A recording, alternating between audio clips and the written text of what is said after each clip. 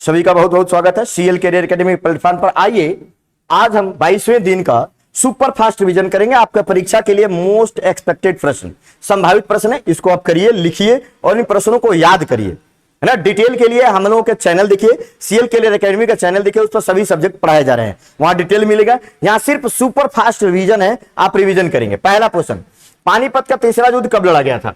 पानीपत का तीसरा युद्ध जैसा कि आप लोग जानते हैं 14 जनवरी 1761, है ना।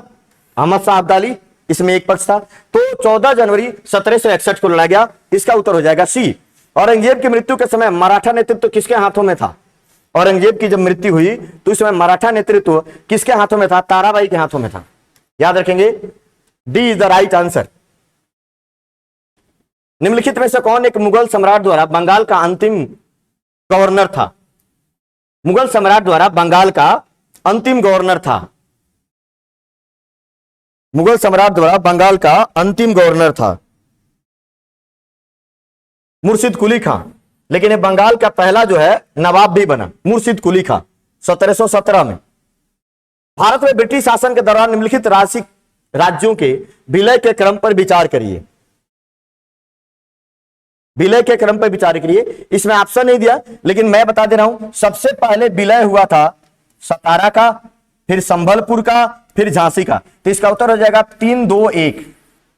इसका उत्तर होगा 3-2-1। सबसे पहले सतारा का विलय किया गया था। इसका उत्तर जब कोड बनाएंगे तो 3-2-1 हो जाएगा। निम्नलिखित विचार के लिए जिन्होंने लॉर्ड वेलेस्ली के साथ सहायक संधि की और उनके द्वारा किए गए संधियों का सही कालक्रम क्या है? सही कालक्रम क्या है? तो सही कालक्रम है, सबसे पहले जो है वेलेस्ली के साथ हैदराबाद का हुआ 1798, फिर मैसूर 1799, फिर अवध, फिर सिंधिया। अवध का 1801 और सिंधिया 1804। तो इसका 1, 2, 3, 4 ए बिल्कुल सही जवाब होगा। A is the right answer. Shivaji के समय स्वर्णोवध का पद क्या था? शिवाजी के समय स्वर्णोवध का पद क्या था?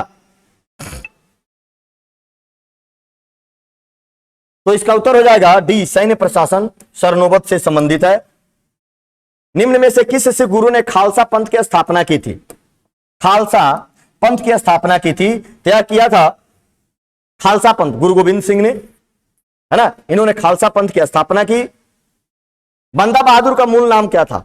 बंदा बहादुर का मूल नाम जो था लक्ष्मण देव, कई जगह लक्ष्मण देव भी लिखा हुआ है, लक्ष्मण देव या लक्षण देव। इसका उत्तर हो जाएगा बी, बिल्कुल सही जवाब होगा। निम्नलिखित में से कौन एक सुमेलित है? सुमेलित बताना है, कौन सुमेलित है? चतुर्थ आंग्ल मैसूर युद्ध, टीपू पराजित और युद्ध में मध्य में मारा गया, बिल्कुल सही 1799। इसका सही है, यही सही है। टीपू जो है अंतिम मैसूर युद्ध जो हुआ था 1799 में मारा गया था। डी बिल्कुल सही जवाब। गुरु नानक ने अपना उत्तराधिकारी किसे बनाया? तो गुरु नानक ने अपना उत्तराधिकारी बनाया और दूसरे सिख गुरु अंगद को। इसका उत्तर हो जाएगा डी, गुरु अंगद को अपना उत्तराधिकारी बनाया था। पटना के किस सिख गुरु का जन्म हुआ? पटना में किस सिख गुरु का जन्म हुआ था?